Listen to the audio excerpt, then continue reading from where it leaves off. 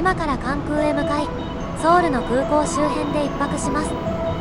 そしてソウルからベトナムのタンソンニャット空港へ。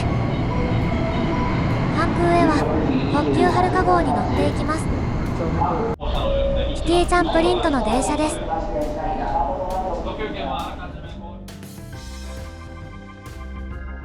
この時期に関空へ行った時はまだ改装中でしたが、徐々に新しくなっています。検疫を通過した中にあるアナラウンジで休憩。晩ご飯を食べていないので少しだけ食べるつもりでいたのに、焼きちゃんぽんとカレーが美味しくておかわりしそうになりました。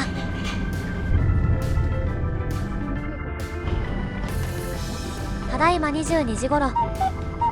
今夜の宿はここです。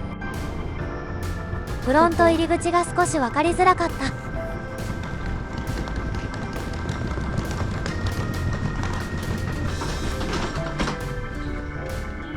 手動。お部屋は広々としていました。念のためトコジラミチェックをしましたが問題なし。水回りも綺麗でした。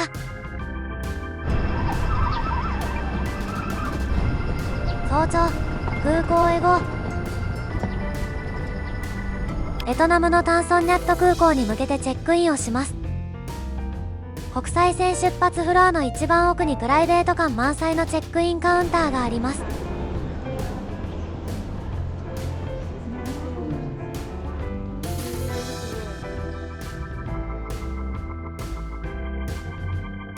ここでのお気に入りラウンジ。大好きなシルバークリスラウンジへ行きましょう。今回も条件を満たしているのでありがたく朝食をいただきます。あったあった、カヤジャムサンド。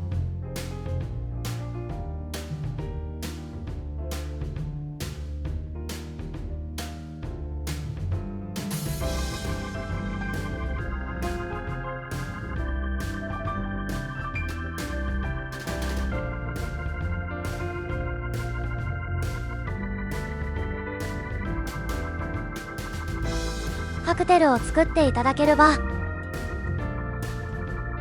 遠征して取ってきました。今回も朝の時間帯に来ましたが、お昼時は料理が入れ替わります。なんとチリクラブトラクサが食べられますよ。ちゃんと美味しい。芦穴航空いつ頃合併するのだろうか。芦穴に乗るたびにこれが最後かもしれないと思いながら美味しい機内食をいただく。私はトリュフオムレツ。美味しくて大正解。夫はチキン。これも美味しそう。相変わらず芦穴航空の CA さんが綺麗で優しい。飛行機から地形を俯瞰するのは楽しいですね。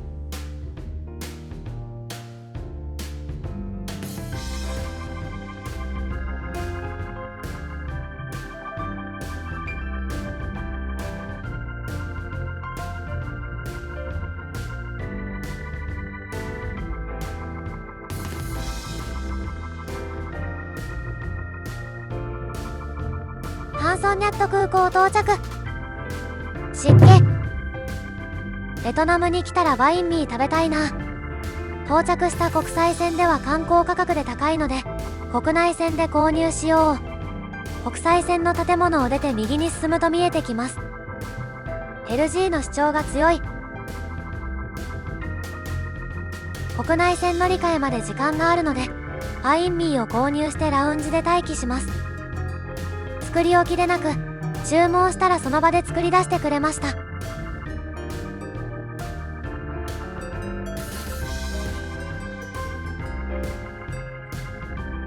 手袋も適宜取り替えているので衛生面も信頼できそうな感じ。チキンのバインミー6万ベトナムドン。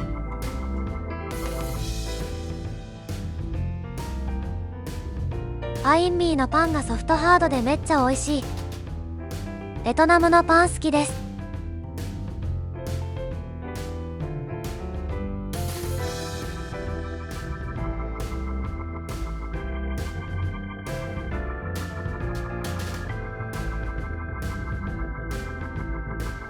ラウンジは国内線ターミナル制限区域内にあります。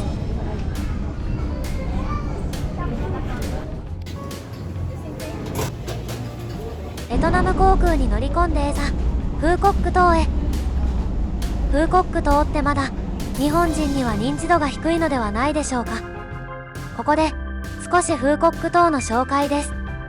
フーコック島は5から10月頃は雨季、12から3月頃は乾季と言われています。でもその年により若干変わります。島の大きさは淡路島や天草下島くらいで縦に長い島です。サファリパークのある北部、空港のある中部。この動画で紹介する南部を紹介していきます。私たちが訪れた8月は雨季なのですが、1日だけ土砂降りで、他は晴天でラッキー。フーコック国際空港は韓国や中国、台湾などから直で行けるので LCC を活用すれば安く行けるかも。ヨーロッパ圏の方はトルコ経由ですかね。フーコック国際空港に到着して荷物を受け取りに行くと、預け荷物レーンの横にインターコンチとリーゼントの控室が。すげえ。有料の送迎を予約していたらここで待てるようですよ。クラブタクシーでこの旅行前半の宿泊先へ連れて行ってもらいます。この動画ではまず南部を紹介しますね。今から向かうホテルは南部のサンセットタウンの中にあるホテル、アフェスタ・フーコック・コレクション・バイ・ヒルトン。位置はここ。反対側には JW マリオットがあります。こちら側のホテルとケムビーチ側を周回した無料バスが出ています。サンセットタウンはこんなカラフルな街。快晴なり。空港からホテルに向かう途中にもこのような建物がとてもたくさん建っていたのですが、テナントは全然入っていませんでした。8割か9割空室なんじゃないかと思います。先に建物を建てまくったのでしょうか。前半の南部ではヒルトンに宿泊。フーコック国際空港から車で30分ほどで到着。ここベトナムとびっくりされた方いらっしゃると思います。イタリア南部のアマルフィ海岸をイメージして作られたようです。館内やアトラクションの案内を英語で一気に言われたので一瞬で忘れる。サンセットが綺麗に見える海沿いのホテル。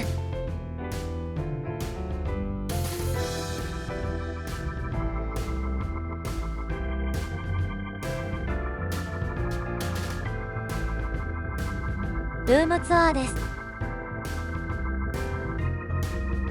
お部屋に入って左に見えますは色が綺麗で肌触りがいいサテンガウン。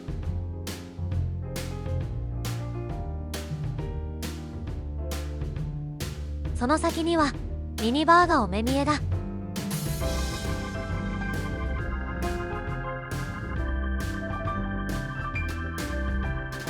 この薄張りグラス、実は旦那が割ってしまいましたのでチェックアウト時に弁償しました。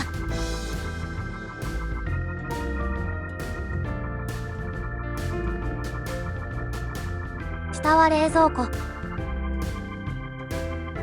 冷凍庫はなし。横にはケトルの引き出し。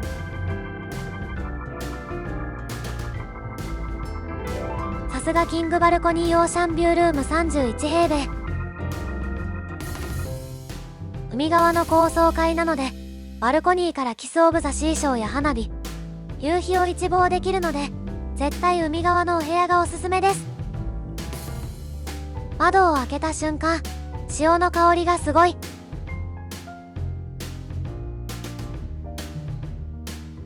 お部屋に戻りまして、ウェルカムスイーツと一緒にリゾートらしい帽子とバッグ。これはお持ち帰り現金ですよ。ベッドエリアにはスライドドア。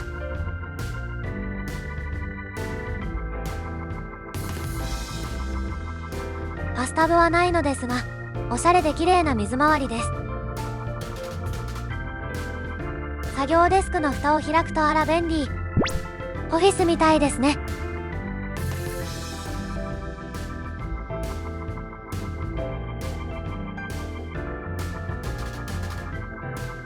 こちらはトイレ。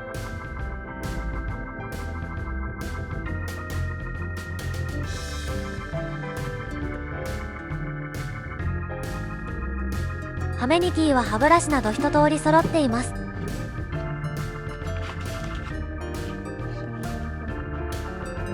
ドライヤーはこんな感じ。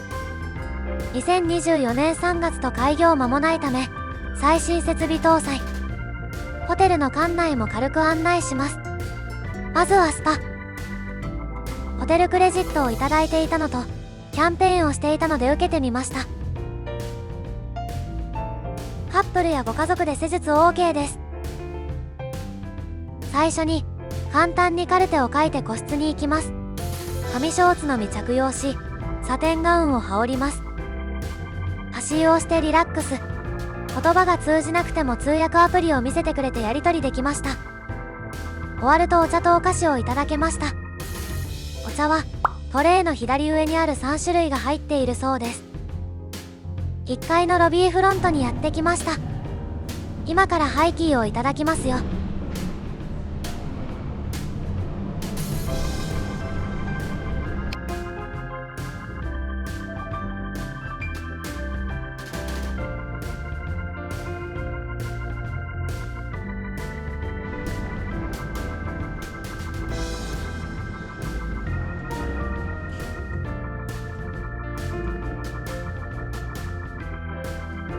ウェルカムドリンクが出てきた。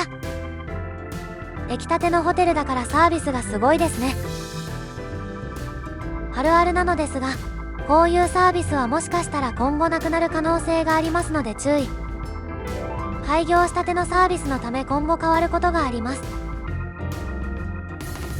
ハイキーめっちゃ美味しそう。いつもはセーボリーばかりに目がいっていたのですが、ここのスイーツなんて美味しいの。晩ご飯が食べれなくなる。牛のように胃袋が4つあればいいのに。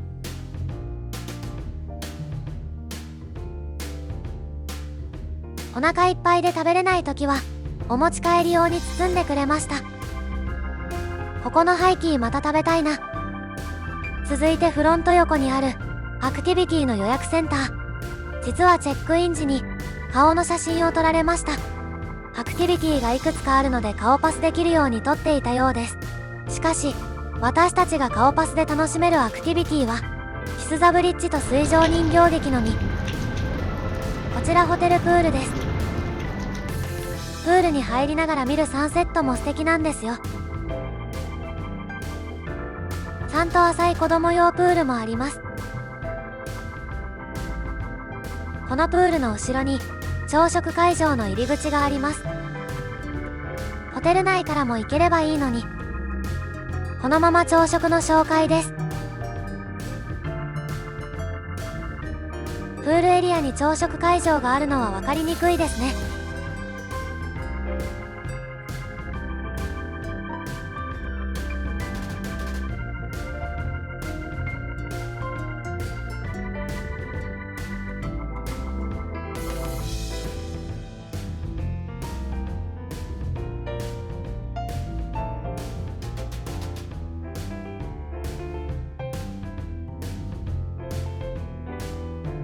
本日の朝のお目覚めスムージーを片手にテーブルに案内されます。横に置いてあるフルーツ類で作ってあります。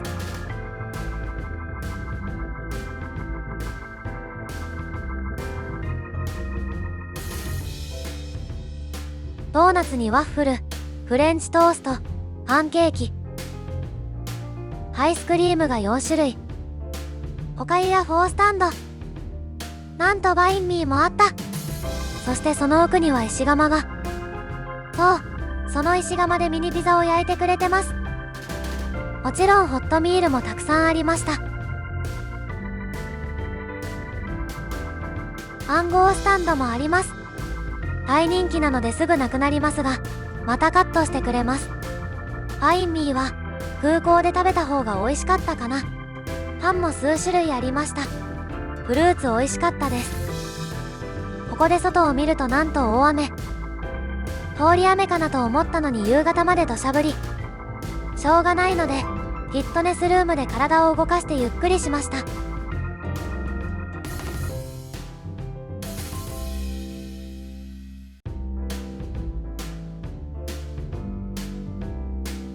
更衣室にはなんとミストサウナとドライサウナがありました。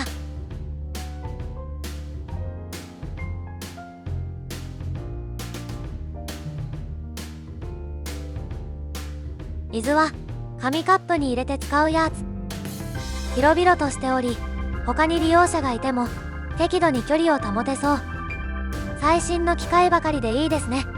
トレーニングメニューが豊富で飽きないです。16時頃にやっと雨が止んだので、この日はサンセットタウン内のナイトマーケットへ繰り出します。赤線エリアがサンセットタウンの夜市エリアです。なんだかこの敷地のために無理やり作った感が出ていましたが、治安がいいので安心して楽しめました。お子さん連れでも安心して楽しめます。サンセットタウンの街並みを見ながら夜市に向かいましょう。ホテルの正面はこんな感じ。時計塔が印象的です。ホテルに帰る時の目印になりますね。これ欲しい。この狭いエリアの移動はカートのような車を拾って移動することができます。このエリア内だとだいたい2万ベトナムドンか3万ベトナムドンでした。現金オンリー。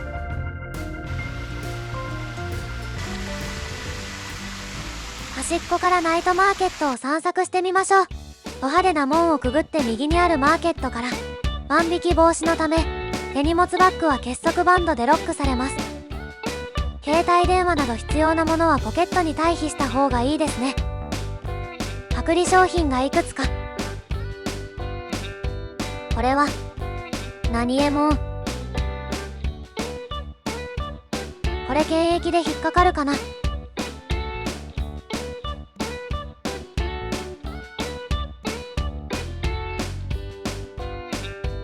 スープの素みたいなのがたくさんある。これがあれば帰国しても手軽に現地の味が再現できそう。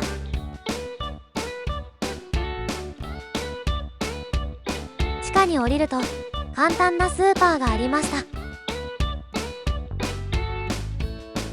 B さんもありました。私は海外へ行くときは必ず B さんを持っていきます。忘れたらここで買えばいいですね。スーパーマーケットを出るときはレジにハサミが置いてあるので結束バンドを切って出ます。晩ご飯はナイトマーケットでいただきましょう。いきなりココナッツスイーツ。ココナッツの実を削ってくれています。ここは清潔感のあるナイトマーケットですよ。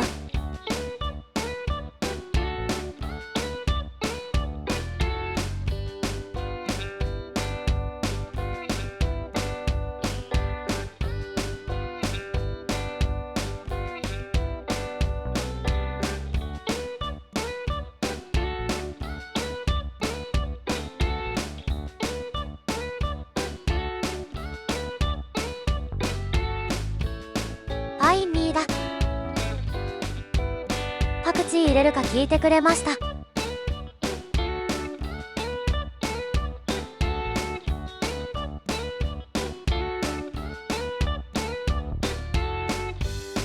牛肉のバインミー美味しかった。バーベキュー系が美味しかったです。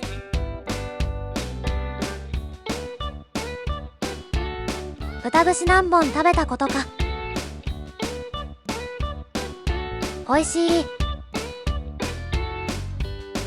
ソフトシェル。カニ1杯丸々揚げてある。確かに殻は柔らかかったです。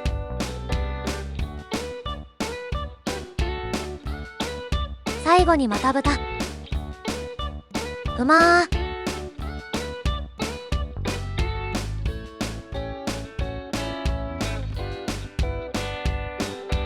ただのソーセージと思っていたら美味しい。建物を構えたお店はカード決済できるところが多かったです。そろそろホテルに帰りますか。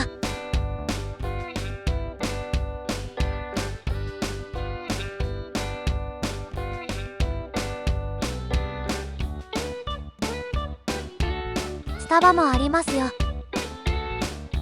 マッサージ屋さんがあったのでメニュー表を見てみることに。安いのに施術もしっかりしていて大満足です。ップがいらない文化は助かりますね。お店の前にメニュー表を表示しているお店に入る方が安心ですね。本場のローカルの夜市と違って、お子さん連れの方には過ごしやすい環境だと思います。サンセットタウンにはコンビニもあります。サンセットタウン内を走るカートは、お子さんや愛犬を乗せた運転手もいて、可愛くてとっても人懐っこいワンコに誘惑されました。可愛い客引きです。翌日は晴れたので、フォントム島へ行きます。朝食をちゃちゃっと食べて、6分ほど歩いてロープウェイ乗り場へ。コロッセオみたいな建物のところです。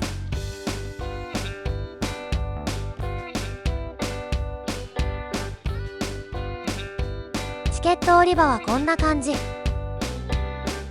チケットは先に買っておいた方がスムーズ。中にはショップやレストランがあって広いです。ロープウェイはこの時間以外は一斉停止しますのでご注意ください。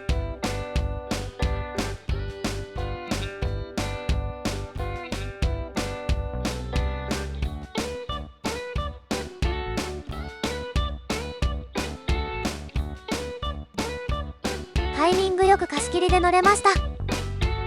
思ったより広い。世界最長のノンストップロープウェイということで不安でしたが、しっかりした作りでした。全長 7899.9 メートルとギネス記録を持っているようです。出発する時のスピードが速いので怖かった。一種のアトラクションのようです。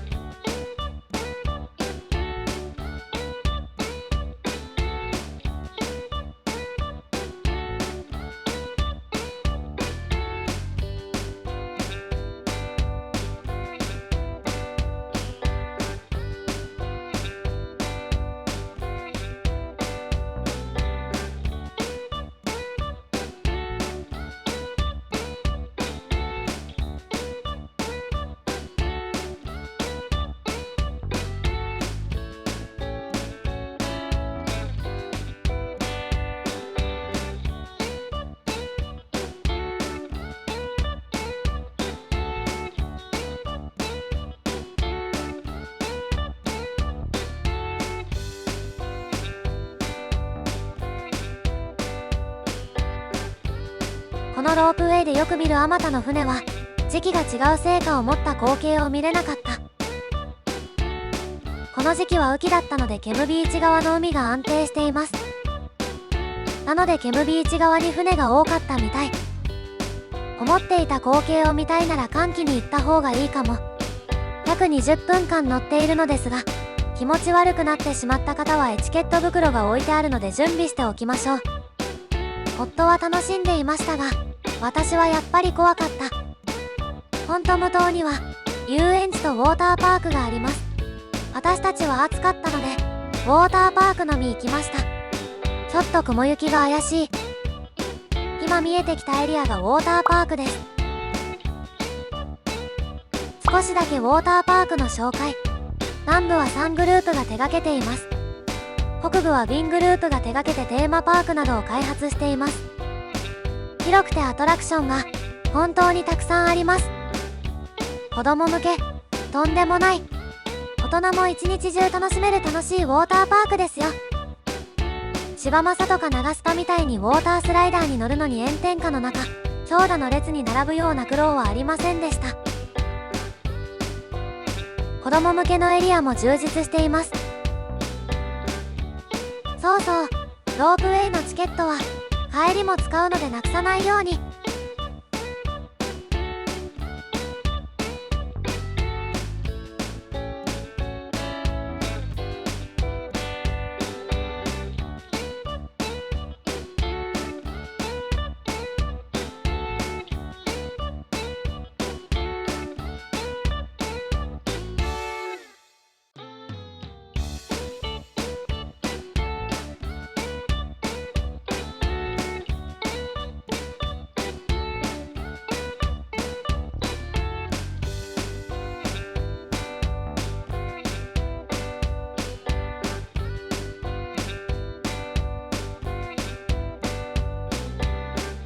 ても広い。まずは更衣室へ向かいますね。ウォーターパークことアクアトピアの入り口にはマンゴーくんとマンゴーさんがいらっしゃいました。マンゴーちゃんではない気がする。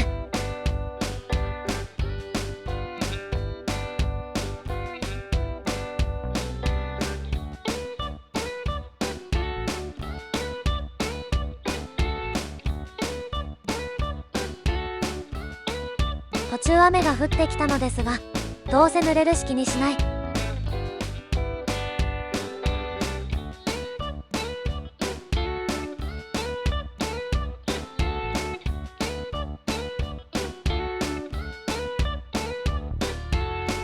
ベトナム語で「こんにちは」は「シンチャオ」。バンバン使いました。右に行くとロッカーがあるようです。これはパパイヤ。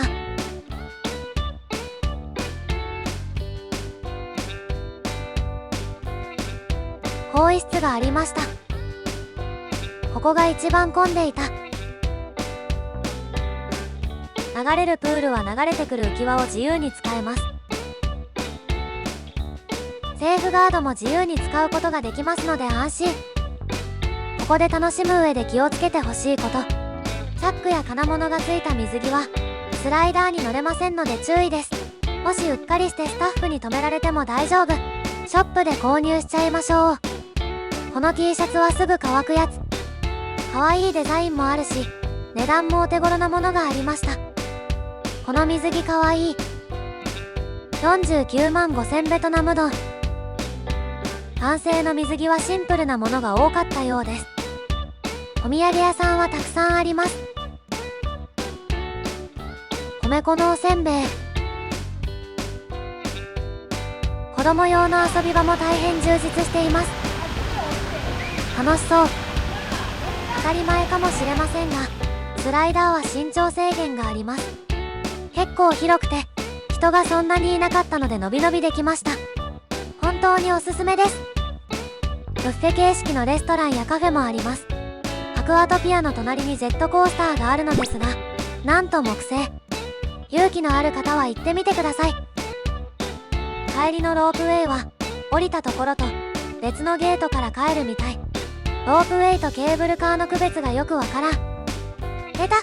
土産物屋を通らせるスタイル。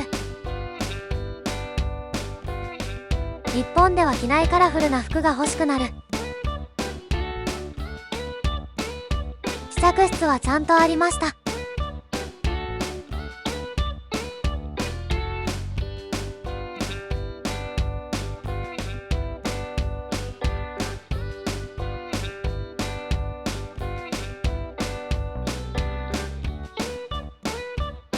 あら、ジュエリーゾーンも通らないといけないんですね。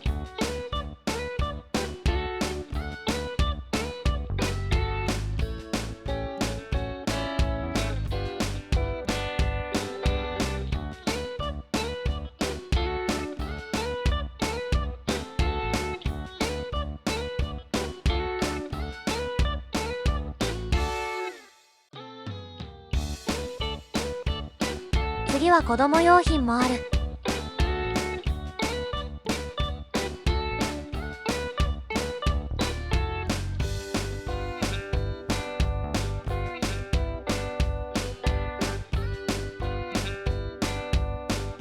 安いし普段着ないから欲しくなるな。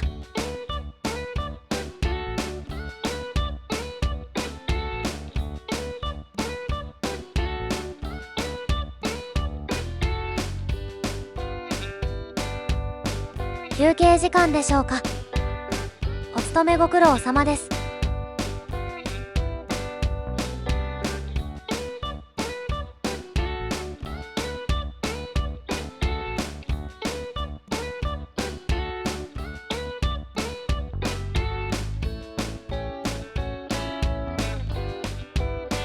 立派そうなマッサージチェアがある。帰りは別ルートは罠だ。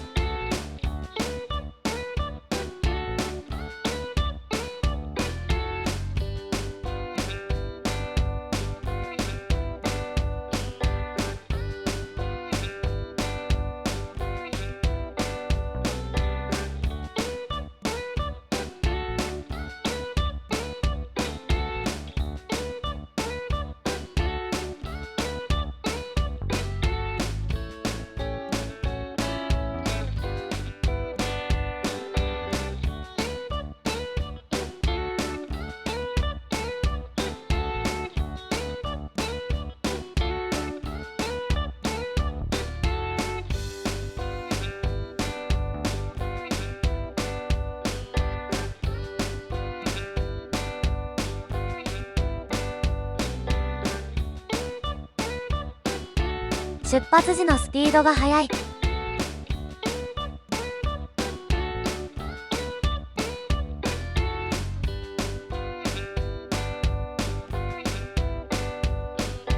やっぱりこれケーブルカーじゃなくてロープウェイだと思うんだけどな。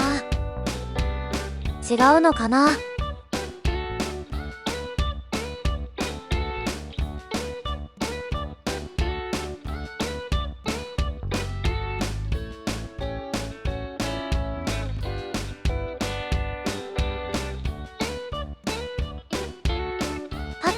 サンセットタウンのジオラマだ。キスブリッジはこんなルートになっていますよ。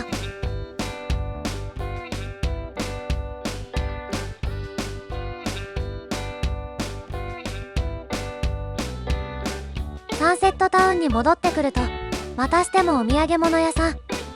お腹が空いたのでケーブルカー近くのお店に遅めのランチに行きます。ちなみにケーブルカーが止まっている時の様子。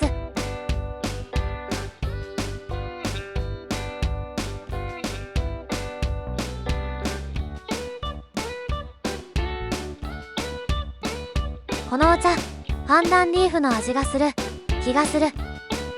激安店ではないのですが、せっかくフーコックに来たのでシーフードを食べたいと思いこのお店を選びました。イカリングがサクサクで美味しい。タルタルソースはやっぱり合いますね。オイスターうま。海外で生牡蠣は怖かったのでオイスターのグリル2種のソースをいただきました。ガーリックバターとあとはエスニック系の味付けでとても美味しかったです。せっかくだからロブスターもいっとく。グリルのロブスターを注文したのにロブスターロールが出てきた。ロブスターは結構待たされた。歩いてホテルに帰ります。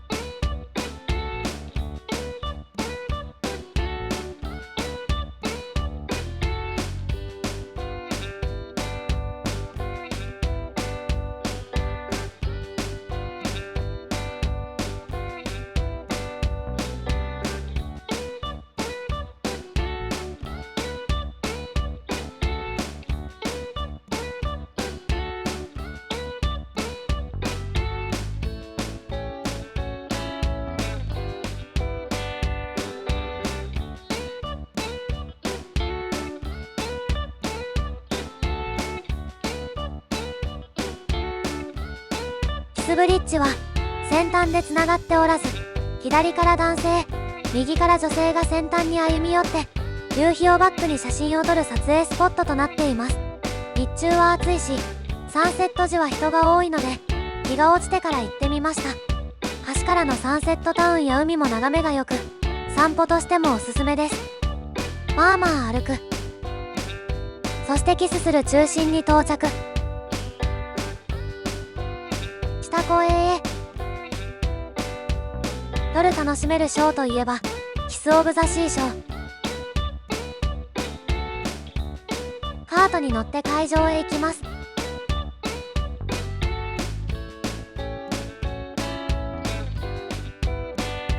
結構揺れるので一番後ろは気をつけて。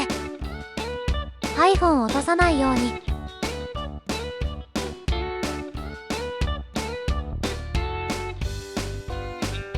実は私たち情報量が多くて勘違いしてしまいました。私たちの勘違いで特典で無料で見れると思っていたら違った。ということでホテルに引き返す。悲しいかな。